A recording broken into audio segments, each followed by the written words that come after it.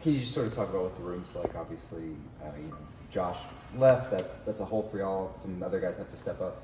Yeah, it's been tough, losing Josh and then Will redshirting, but because we're pretty tight as a room. But at the end of the day, like we're still gonna go out every day of practice and just continue to do what we do. So. Y'all were a pretty deep group to start. A lot of guys got to rotate in this first couple games. Mm-hmm.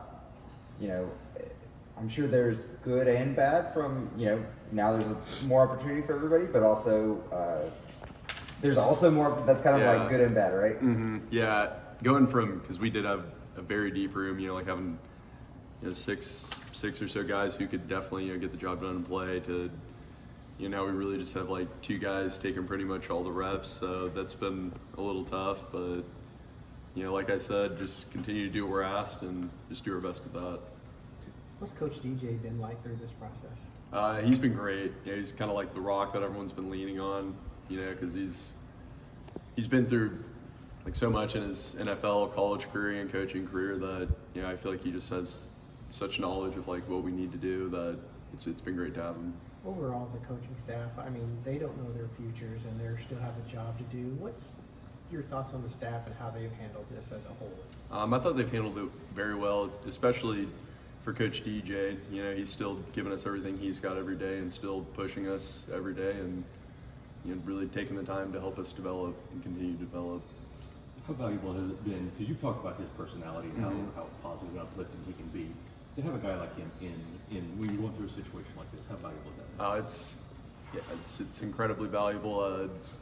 Just having him, like I said, being the rock in the room, it's been awesome. He still makes it fun to go out and work every day. So, yeah, I really think it would be a lot different if we had someone else, and I do really appreciate that about him.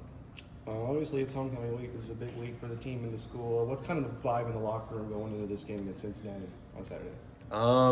Obviously, everyone still wants to win, but I do think that there's a little more with homecoming because we know that the atmosphere is going to be great.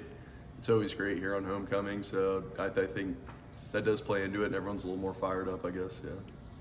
You just mentioned when you're talking to your coach, just how important it is that you show up and y'all are able to have fun, and it's what kind of separates, I don't know, a practice or a team that's having fun from just a team that isn't, I guess? Like, how important is that, especially when you're not getting the results you hope on Saturdays? I think it's really important, because it'd be really easy for people to just, hang their head and kind of throw in the towel, so to speak. But when you have a bunch of guys who just really enjoy playing football, it's, every day's fun. You're going to really go that extra effort to try to, have things go the right way. And I think it makes it a lot easier to, put in the work that's required. So. Gage Stanley, I think technically played some tight end this week, is really more of a sixth offensive lineman. But yeah. Did you have to give him any pointers? What was sort of his mindset going into that? He did, he wasn't in our room or anything, but it was really cool, seeing him out there, and I practiced seeing him going with some tight end sets. I thought that was fun. So. How'd he do, you think?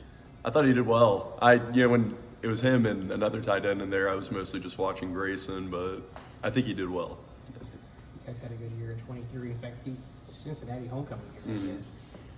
Back then, when you're done, what are you going to look back and say, well, these last 2 years, how much did they strengthen you, your resolve, your perseverance and such? Quite a bit. I'm grateful for every aspect of college football that I've had gone through, but I think these last 2 years have been.